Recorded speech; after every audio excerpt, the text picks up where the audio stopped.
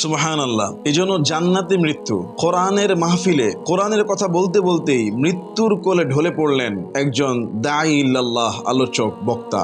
সুবহানাল্লাহ। তিনি যখন কোরআনের মাহফিলে কোরআন থেকে কথা বলছিলেন, আল্লাহ এবং আল্লাহর রাসূলের দাওয়াত দিচ্ছিলেন, ঠিক ওই সময়টা আমরা দেখলাম সোশ্যাল মিডিয়াতে, ভিডিওতে তিনি বয়ান করতে করতে করতে আস্তে আস্তে নিশ্চুপ হয়ে গেলেন, মাথাটা সামনের দিকে ঝুঁকে পড়লো। এরপরে হসপিটালে ভর্তি করানো হলো। ঘটনাটা ঘটেছে গাইবান্ধার গোবিন্দগঞ্জ উপজেলায়। মাওলানা ফরিদুল ইসলাম সাহেব, 35-40 বছরের যুবক। দেখেন মৃত্যু যে কখন হাজির হয়ে যাবে। তিনি বয়ান করছেন, এই অবস্থায় মালাকুল মউত হাজির হয়ে গিয়েছে। সাথে সাথে মৃত্যু হয় নাই, হসপিটালে নেওয়ার পরে পরের দিন সকালবেলা তিনি ইন্তেকাল করেছেন। একটা হাদিসে দেখেছি রাসূল সাল্লাল্লাহু আলাইহি ওয়াসাল্লাম তিনি বলেছেন, আল্লাহ যার মঙ্গল চান, কল্যাণ চান, তাকে মৃত্যুর আগে আসাল দান করেন। সাহাবারা প্রশ্ন করলেন, ইয়া রাসূলুল্লাহ সাল্লাল্লাহু আলাইহি ওয়াসাল্লাম, আসাল কি জিনিস? রাসূল সাল্লাল্লাহু আলাইহি ওয়াসাল্লাম বললেন, আসাল হলো ভালো কাজের তৌফিক আল্লাহ দান করে। কত মানুষ তো মদ খেতে খেতে মারা যায়, নাচতে নাচতে মারা যায়, নেশা করতে করতে মারা যায়। ইনি কোরআনুল কারীমের মাহফিলে আল্লাহর কোরআনের দাওয়াত দিতে দিতে দুনিয়া থেকে বিদায় হয়ে গেলেন। এজন্য একটা জান্নাতি মৃত্যু বাংলাদেশের সবাই আমরা দেখেছি। আল্লাহ ওনাকে জান্নাত দান করুন।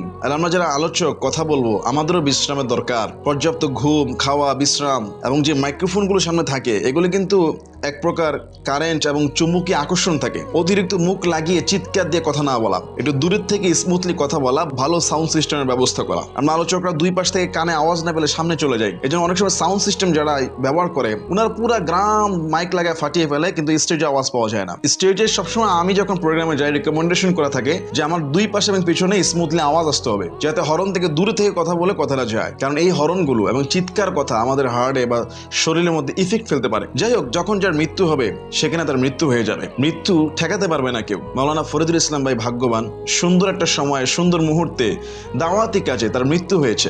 আল্লাহ তার কবরকে জান্নাতের উচ্চ মাকাম দান করুন। আল্লাহুম্মা আমিন।